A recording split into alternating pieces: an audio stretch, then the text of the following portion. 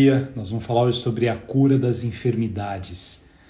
Não vai ser uma abordagem médica, vai ser uma abordagem filosófica e a gente vai discutir um pouco a origem da palavra enfermidade, atendendo aqui, fico muito feliz quando vocês dão sugestões de temas, de autores, de ideias. A gente vai falar um pouquinho sobre o budismo, até porque o budismo tem um diálogo muito interessante com um autor que a gente viu muitas vezes, que é o Schopenhauer, e eu espero ajudá-los a refletir sobre o significado dessa enfermidade do ponto de vista filosófico.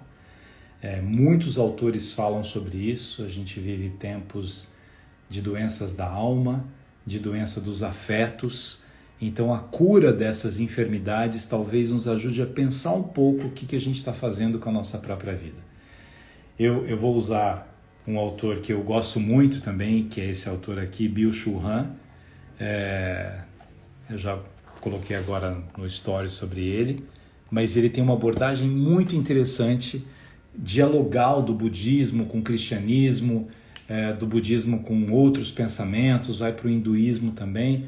Como é que o elemento religioso ele pode ser algo fascinante para o ser humano, profundamente transformador, religião, religação, religare, ou pode ser algo que faça com que nós criemos um Deus e nos sintamos um porta-voz desse Deus e nos achemos no direito de, possuídos por esse Deus, narcisicamente, egoicamente, ele usa isso, eu começar a dizer aquilo que é certo, aquilo que é errado e a sair julgando as pessoas.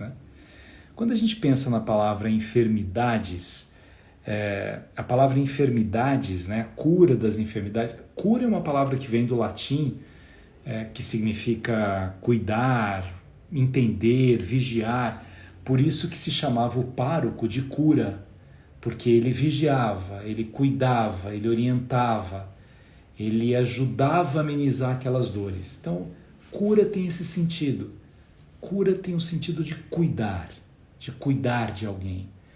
Enfermidade, olha que interessante a palavra enfermidade. Em vem de in, não, fermo de firme. Eu estou enfermo, significa eu não estou firme. Eu preciso de que alguém cuide de mim, que alguém me ajude com a minha enfermidade, com a minha dor, com a minha doença, porque eu não estou firme. E pelo fato de eu não estar firme, eu bagunço um pouco quem eu sou. Eu não estou firme por causa da minha não estabilidade, por causa dos sofrimentos que moram em mim, que me habitam, que me dificultam perceber o caminho que eu poderia trilhar na vida. Vamos lá para pegar essa visão do Chul Han sobre o budismo. Buda, há muitas histórias sobre ele, mas Buda teria vivido na Índia mais ou menos no século 6 a.C. O pai dele era um chefe, mas um chefe modesto de um clã no norte da Índia. Ele casou, teve um filho e por volta de 30 anos ele teve 4 encontros que vão mudar completamente a sua vida. Que 4 encontros são esses? Buda vê um doente, vê um velho, vê um asceta e vê um morto. Encontra um morto, A partir desses encontros, ele começa a pensar no que significa a fragilidade da vida, o sofrimento da vida, o que é pobreza, o que é doença, o que é o elemento místico, o que é a morte. Eu acabo perdendo um tempo enorme na minha vida e, de repente, eu chego diante da morte. E o que é essa morte? Aí vem uma primeira grande interrogação sobre essa dimensão de Buda, que é: a dor é o destino da humanidade? Eu tenho como viver sem a dor? Ou necessariamente a dor será o destino da humanidade e se eu faço parte da humanidade, a dor é o destino da minha vida? Eu estou destinado à dor. Buda, ele abandona a casa nobre que ele morava, um estilo de um palácio, ele vaga por florestas durante 5 anos, ele fica em busca dele mesmo, ele fica tentando se encontrar, e aí ele se senta ao pé de uma figueira, entra numa meditação profunda e ele começa a alcançar uma palavra que vai ser fundamental para a compreensão, inclusive, dessa cura da enfermidade, que é o despertar de Buda. Que despertar de Buda é esse, né? Vejam, vamos lá, vamos retomar aqui. Primeiro, ele percebe o sofrimento. Ele não vem de uma família de pobreza, ele não está experimentando a morte na sua família, nem propriamente a doença, mas ele sai e percebe o sofrimento que há no mundo e começa a ter uma interrogação sobre esse sofrimento. E aqui, minha gente, é muito factível isso que ele observa. Se a gente observar um pouco os cotidianos, nós vamos encontrar sofrimento de todos os lados.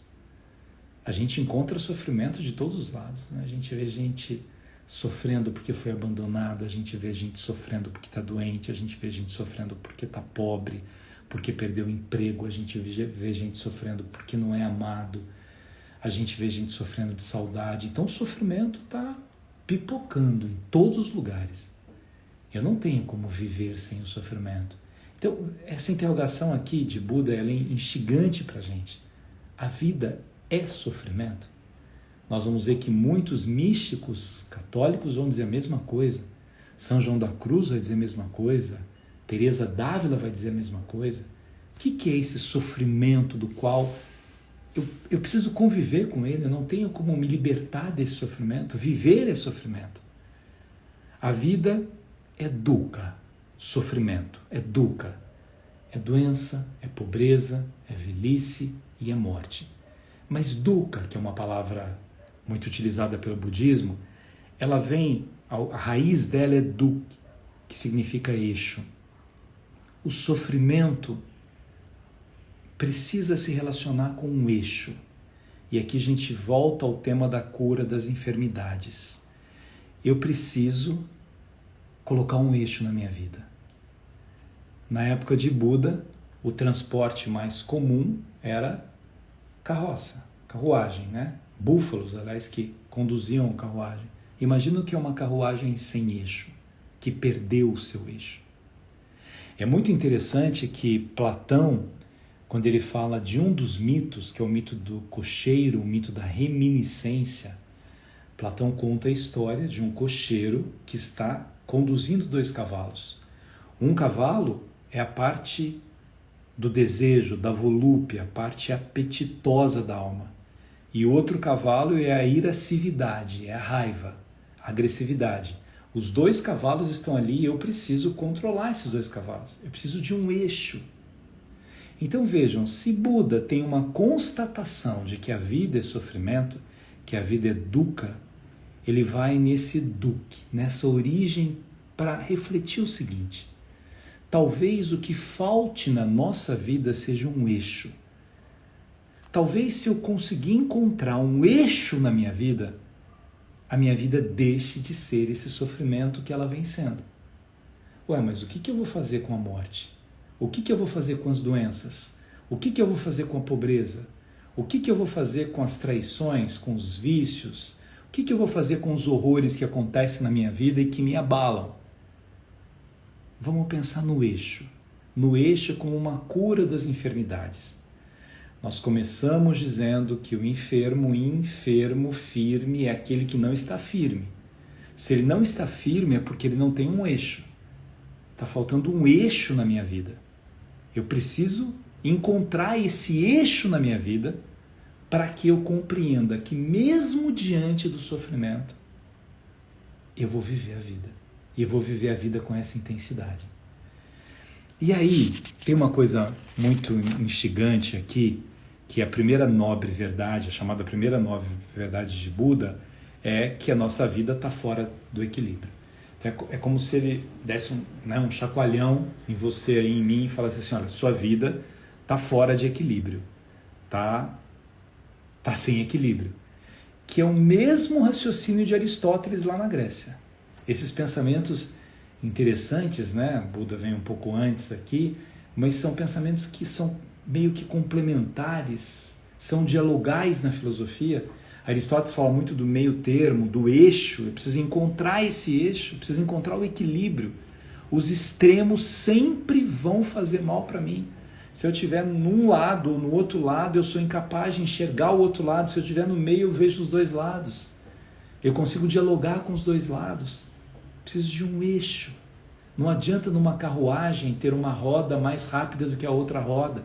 Preciso de um equilíbrio nessa carruagem. Eixo.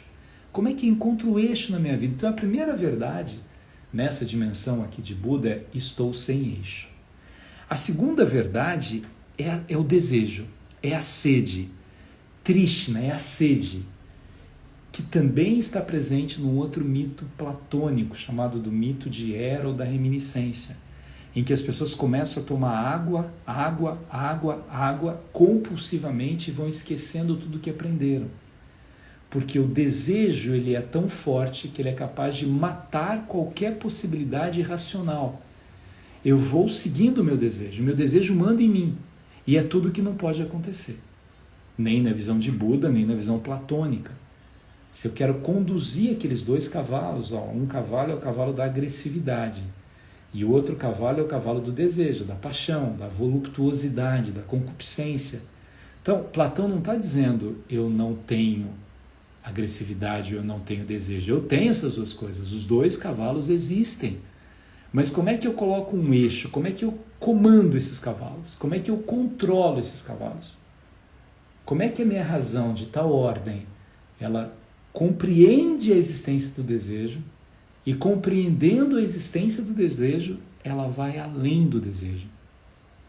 Aí a gente vai para a terceira verdade de Buda, que é o apagar, é o nirvana já, é uma dimensão de liberdade.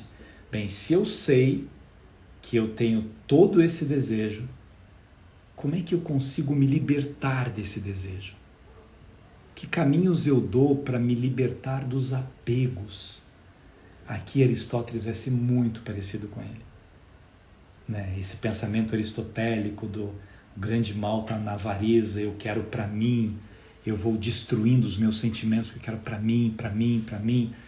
Como é que eu consigo abstrair disso, desapegar? Como é que eu consigo, diante dos sofrimentos todos com os quais eu estou convivendo, que fazem parte de mim, aprender com esses sofrimentos?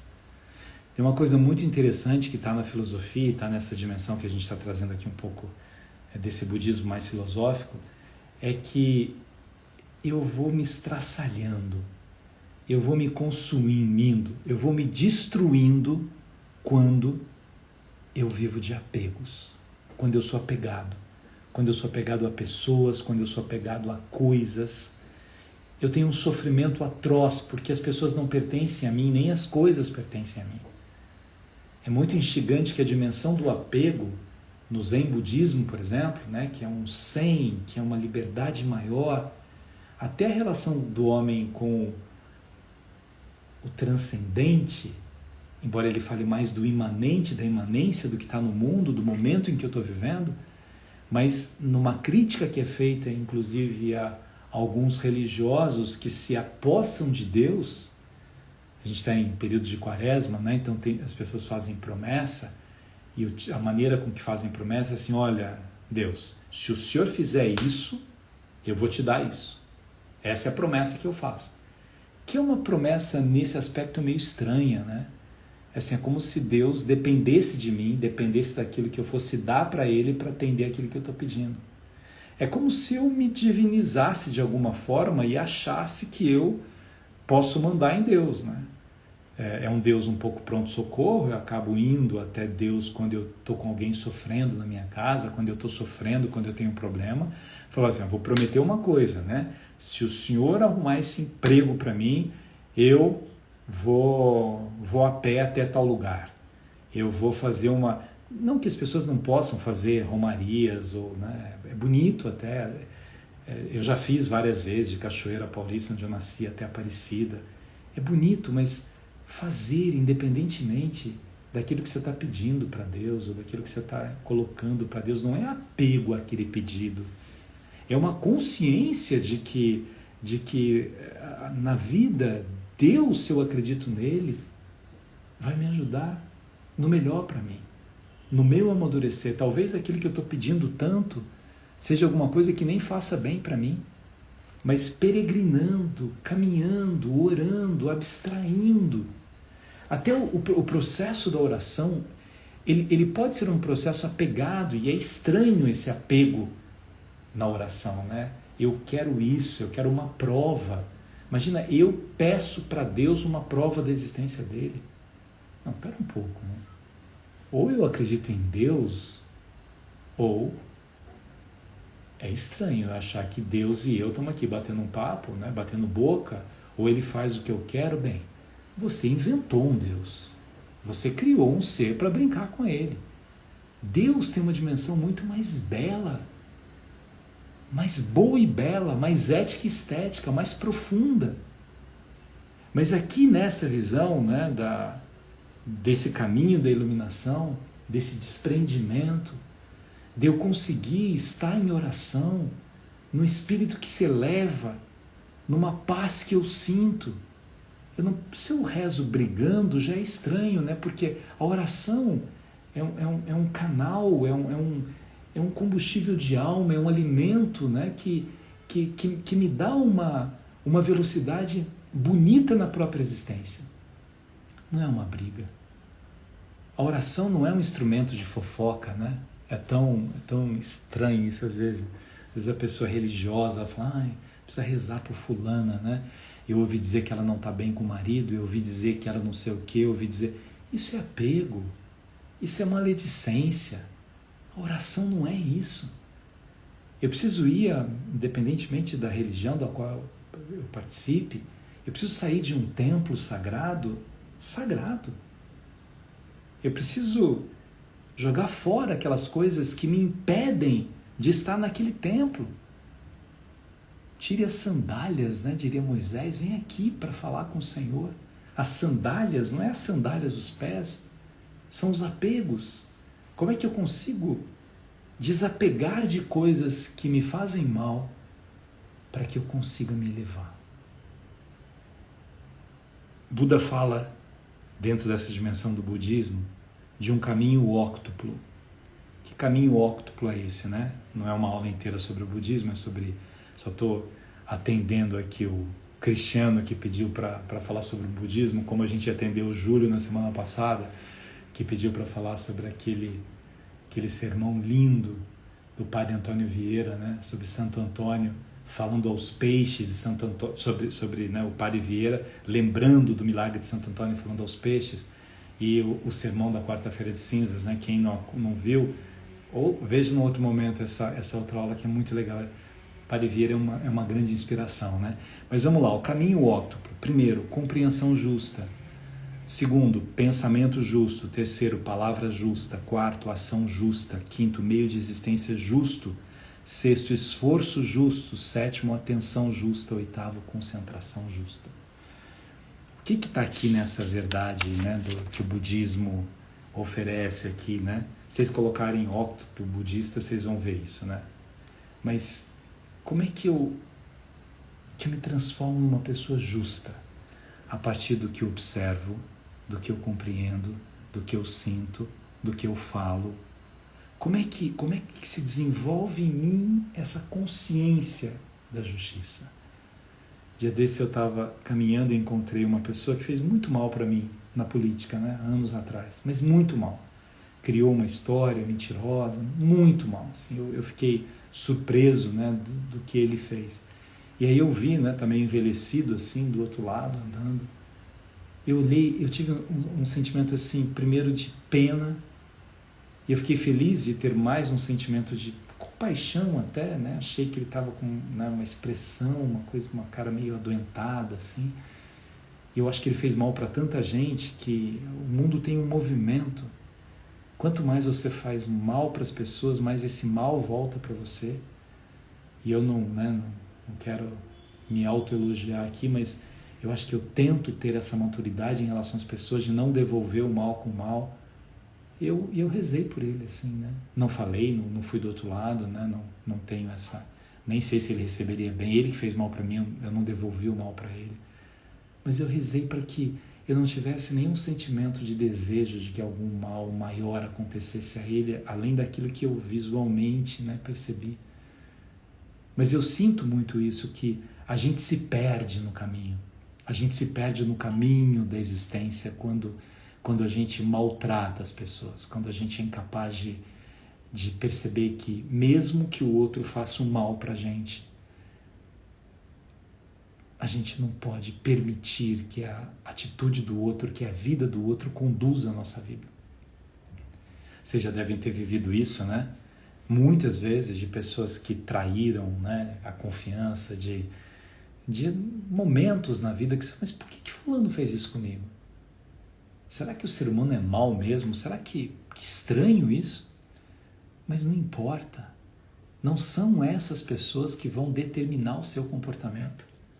A justeza das suas atitudes, o seu pensar. E quando o pensamento que vem é ruim, quando o pensamento que vem é um pensamento que quer que alguma coisa aconteça.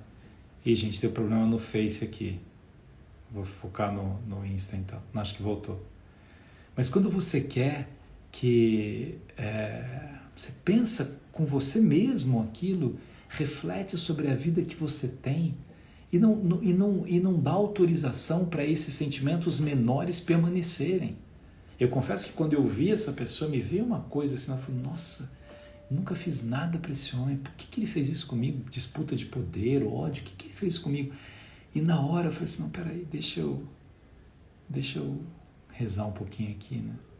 Eu não vou autorizar esse sentimento tão ruim a ficar em mim. Deixa ir embora isso. Deixa ir embora esse tipo de sentimento. Essa é a justeza que ele fala, né? E nessa justeza existe uma grande ilusão que o budismo tenta nos ajudar nessa enfermidade da alma, que chama ego. O ego faz um mal imenso pra gente. O ego, ele é profundamente destruidor. O ego é uma coisa muito ruim na nossa existência. O ego, não o ego, explicação, o id, ego e superego freudiano, mas o ego na dimensão narcísica, eu. É o que eu estava dizendo da minha relação com Deus. Eu acho que Deus existe por minha causa, para me satisfazer, para resolver aquilo que eu peço. E se Deus não fizer aquilo que eu estou pedindo, Ele que se veja comigo, né? É Deus. É a dimensão do infinito, é a dimensão da plenitude do bom, da plenitude do belo. É Deus, né? É Deus. Há uma enfermidade no seu ego, achando que tudo vai girar em torno do seu umbigo. E isso não nos faz bem. É interessante que o Zen budismo critica um pouco essa visão que nós deturpamos, que não era esse conceito, né? Que o homem é criado à imagem e semelhança de Deus no cristianismo, né? Esse homem é criado à imagem e semelhança de Deus não nos dá uma divindade. Nós somos criados à imagem e semelhança de Deus porque Deus é a plenitude do amor. E quanto mais nós amamos, mais nós sentimos Deus, mais nós experimentamos Deus, mais nós despertamos em nós mesmos uma beleza incrível do mundo do qual nós pertencemos. O mundo não é sofrimento, então. O mundo só é sofrimento quando o nosso ego fala mais alto. O mundo só é sofrimento quando a nossa ignorância faz com que a gente imagine que todas as coisas vão viver de acordo com aquilo que a gente acha correto. E não necessariamente é assim. Não é assim. Eu não determino nem a idade que eu tenho, nem o lugar em que eu nasci. Eu não determino as estações. Não é assim. Há uma experiência do despertar que nos leva a compreender que as coisas são passageiras e que eu não devo gastar demais tempo com coisas que não me levam a lugar nenhum. Adiantaria eu ir lá, atravessar aquela rua e falar assim, olha, eu sei tudo que você fez contra mim. Eu sei que você não presta. Eu sei que você compra pessoas, que você paga. Tudo bem, desabafei. E aí? E aí? Iria com mais raiva? Deixaria com mais raiva? Não, mas você acha então que a gente não deve lutar por justiça? Isso é uma outra coisa. Quando eu acho que eu preciso ingressar na justiça contra alguém que cometeu algum crime, isso é um outro caminho, mas com essa serenidade, com essa leveza, com essa compreensão de que o mundo é muito mais lindo do que isso. Tão interessante isso. Ontem eu falei sobre um livro de um grande escritor português, que eu tenho o maior carinho por ele, que eu conheci, que conversamos muito, que chama José Luiz Peixoto, é um poeta português maravilhoso. E eu postei lá sobre o livro dele, que chama Morreste-me, que é sobre a morte do pai dele, um dos primeiros livros dele, que é lindo. Era um entardecer, né? Aqui em São Paulo, eu lendo aquele livro, pensando no meu pai, pensando no pai dele.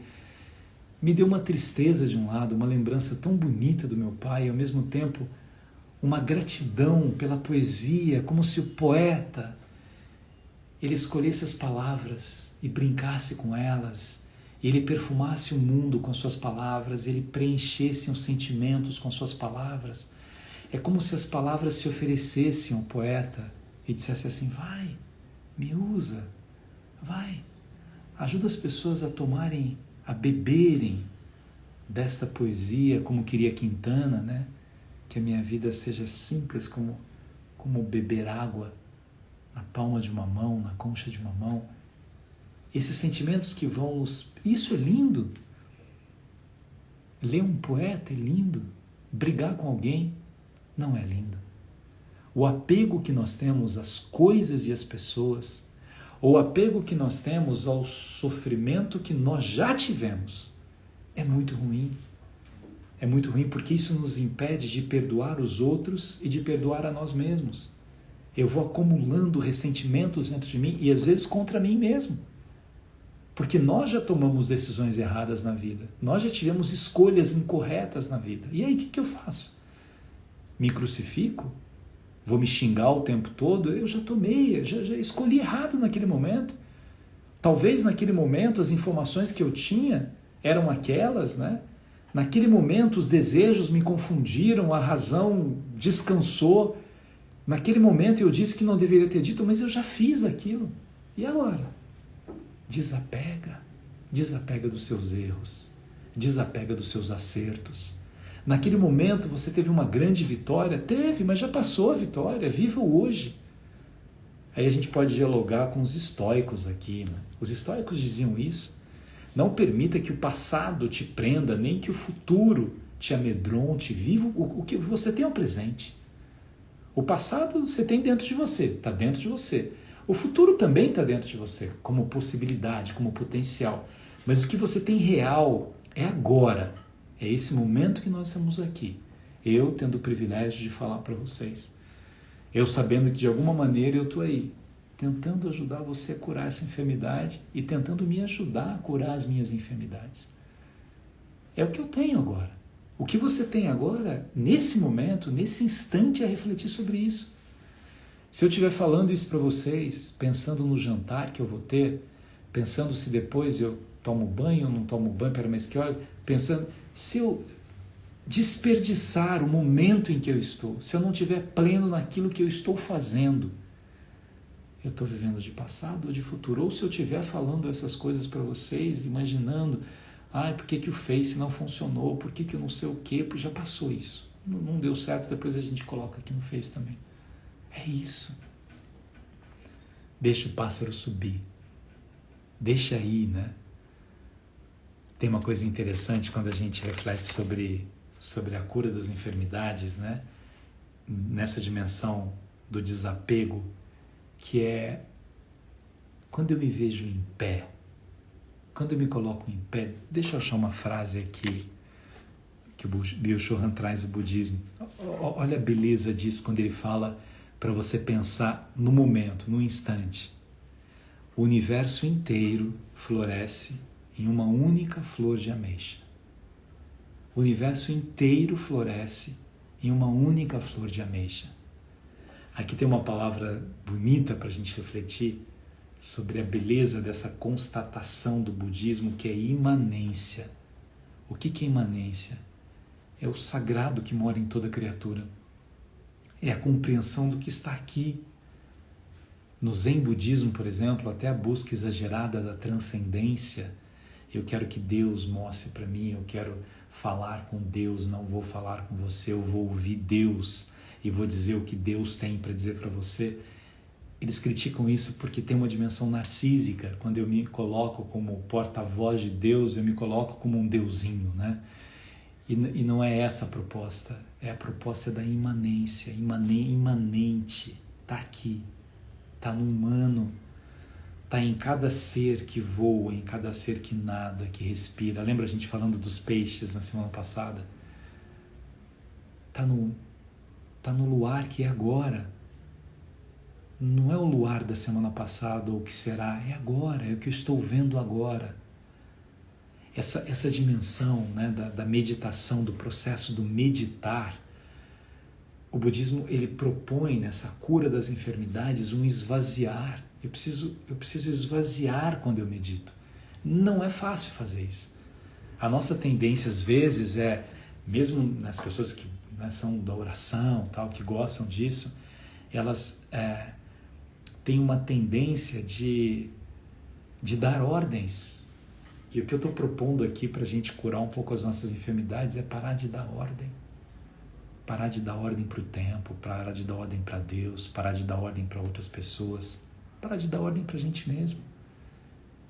É abstrair um pouco dessas coisas. A gente vai sofrer menos? Acho que sim. As pessoas apegadas sofrem muito mais. A gente vai sofrer? Vai. Mas vai sofrer de uma forma a lapidar quem nós somos, né? É tão interessante isso. Eu falei para vocês de um amigo que o pai estava doente, que ele ia pedir demissão, ia cuidar do pai. E eu estou vendo as fotos que ele posta com o pai recuperando, o pai brincando, o prazer que ele tem daquele momento. O pai vai ficar curado? Ele não sabe. O pai vai morrer? Um dia, né? Todo mundo vai morrer. Mas o momento em que ele está ali com o pai dele, a intensidade daquele momento equivale à imanência. Estamos aqui, é o que temos. É esse pai que eu tenho doente. É essa flor de ameixa e o universo inteiro está dentro dela. Quando eu contemplo, né, um pássaro que eu vejo voando, e eu acho lindo aquilo.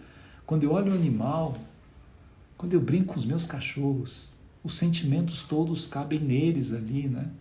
No carinho, na ternura, no olhar que ele tem, que o Thales tem, a Serena, a princesa. Sei que tem um monte de gente que está aqui que ama os bichinhos também. Mas quantas coisas lindas eles passam para a gente naquele momento em que você está vivendo aquilo. A enfermidade, não estar firme, significa às vezes que a gente precisa celebrar mais o que tem e desejar menos. Lembra de uma frase que eu já disse para vocês do Marco Aurélio, explicando o estoicismo? Marco Aurélio, o grande imperador, né? Um dos últimos imperadores do grande Império Romano, quando ele diz assim: ama mais e espera menos. Ama mais é presente, é o que eu tenho, é agora. Ame esse presente, é o que você tem, e espera menos. Ah, então eu não posso ter esperança? Pode. Mas não a esperança projetiva, a esperança como cobrança, a esperança como ansiedade. Mais um esperançar do que um esperar. Você faz tão bonito o presente, você contempla tanto o presente, que aquilo que você está fazendo melhora o mundo que você vive, melhora o mundo com as pessoas com as quais você está convivendo. É como se você fosse comprar alguma coisa e alguém te enganasse, por exemplo, né? Ninguém gosta de ser enganado no preço, falou que era tanto, foi tanto. Aí eu falo assim, a gente fica chateado quando isso acontece? Fica, porque você confia no ser humano e tal. Mas quem é pior? Quem enganou ou quem foi enganado? Eu não estou em dúvida que é pior quem enganou. Porque a euforia que tem aquele que conseguiu enganar alguém passa logo. Mas a mente dele, tão tumultuada, tão atormentada, vai fazer com que ele queira enganar alguém sempre. Ele vai viver disso. E você não, você foi enganado naquele momento, né? E aí passou, naquele momento você ficou chateado, e aí você vai adiante. O universo inteiro floresce em uma única flor de ameixa. Isso não é meu, não. Isso é o Bill Churran trazendo o significado do presente, da iluminação dos cotidianos. Eu preciso encontrar esses cotidianos. E aí tem uma coisa legal aqui no livro dele, que eu quero ler para vocês, que é ele faz uma análise aqui do budismo com Descartes, depois com Heidegger. E Heidegger, num texto dele chamado Poeticamente Habita o Ser Humano, ele escreve assim: tudo que no céu, e assim sob o céu, e assim sobre a terra brilha e floresce, que colore e cheira, que sobe e vem, mas que também vai e cai, mas também soa e silencia, mas também empalidece e escurece, nisso familiar ao ser humano, o desconhecido se envia, para aí permanecer, protegido como desconhecido. Assim, o Deus desconhecido aparece com o desconhecido por meio da evidência do céu. Esse aparecer é a medida pela qual se mede o ser humano. O que Heidegger está dizendo aqui desse Deus, dessa transcendência que faz comunhão com a imanência? Então, se eu estou olhando o pôr do sol esconde Deus. Se eu estou cheirando, né, uma fruta, o cheiro dessa fruta esconde Deus. Se eu vejo, né, esses pássaros, uma revoada de pássaros que é lindo no amanhecer, ali também, que é um pouco o cântico de São Francisco, quando ele agradece a manifestação de Deus em toda a natureza e chama os animais de irmãos, irmão Sol, irmão Lua, irmã Terra, irmã Chuva, a chuva, o ver o cair da chuva. Então eu não preciso me apegar e querer que Deus me prove um milagre. Ou o Senhor cura fulano, eu não acredito mais. Ou o Senhor faz... Não, os milagres estão aí, nos cotidianos, nos instantes, nos presentes, nos encontros, nos amores, nos abraços, nos beijos, nas lembranças que moram dentro da gente, não as lembranças que nos prendem ao passado e que nos entristecem no hoje, porque eu olho um álbum de fotografia e não é mais o mesmo de há 20 anos. Sim, passou. Eu estava lendo, né, o livro do José Luiz e pensando no meu pai. Falei, meu Deus, quantos anos faz? Meu pai morreu em 99. Falei, nossa, eu vejo meu pai. E ele dizia coisas da simplicidade, eu pensando na simplicidade do meu pai, nas mãos do meu pai. E fiquei me lembrando de quanta coisa linda nós fizemos juntos. Meu pai e eu. Meu pai continua em mim. Não dá para eu voltar àquele tempo. Eu amaria ter pai e mãe do lado. Mas eles estão do meu lado, né? Que é uma outra dimensão da compreensão.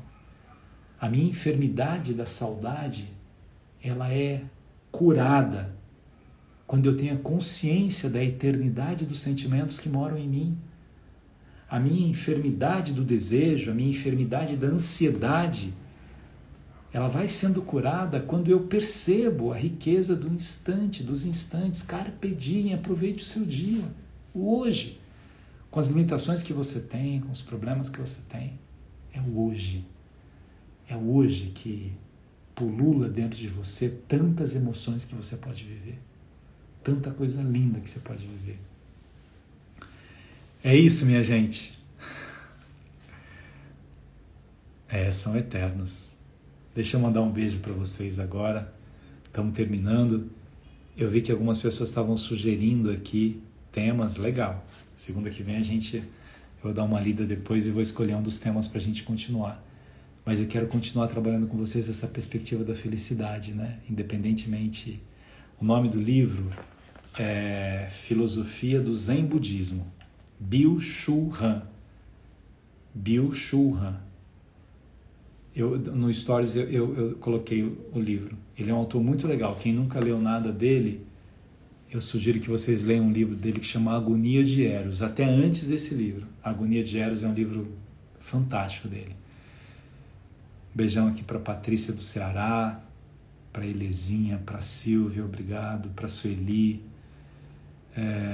para Lucélia Gonçalves, para o Guilherme Mariano, para Solange, A Ângela está falando para a gente falar de Clarice Lispector. Vamos falar de Clarice Lispector. Excelente, Ângela. Vamos falar de Clarice Lispector. Obrigado, Mainá. Gabriele, minha sobrinha amada. Vamos falar de Clarice Lispector? Bill Churran é muito bom, legal. A Rosângela do Ceará. Sávio Chalita, meu sobrinho que fica aqui comigo, hoje me abandonou. Cadê você? Verônica. Legal, gente. Então eu espero que eu possa ter colaborado um pouquinho para pensar sobre isso. Enfermidade. Vamos lembrar dessa palavra? Não. Fermo, firme. Eu não estou firme. Eu não estou firme porque eu estou com dor de dente, é uma enfermidade. Eu não estou firme porque eu estou com dor de cabeça, é uma enfermidade. Eu não estou firme porque eu fiz uma cirurgia, é uma enfermidade. Agora, eu não estou firme porque eu sou muito ansioso, porque eu estou muito preocupado com amanhã. Eu não estou firme porque eu não tenho mais vontade de amar. Eu não estou firme porque eu não confio mais em ninguém. Por que eu não estou firme? Como é que eu curo não estar firme para que eu esteja firme? Valeu, gente. Sávio não pegou no Face. Depois você, por gentileza, já que você está acompanhando, coloque aqui do Insta no Face. Beijo para vocês. Gostei da ideia da Clarice. Não sei se a gente usa Clarice na semana que vem, mas é uma boa. Tem histórias lindas de Clarice Lispector. Beijão.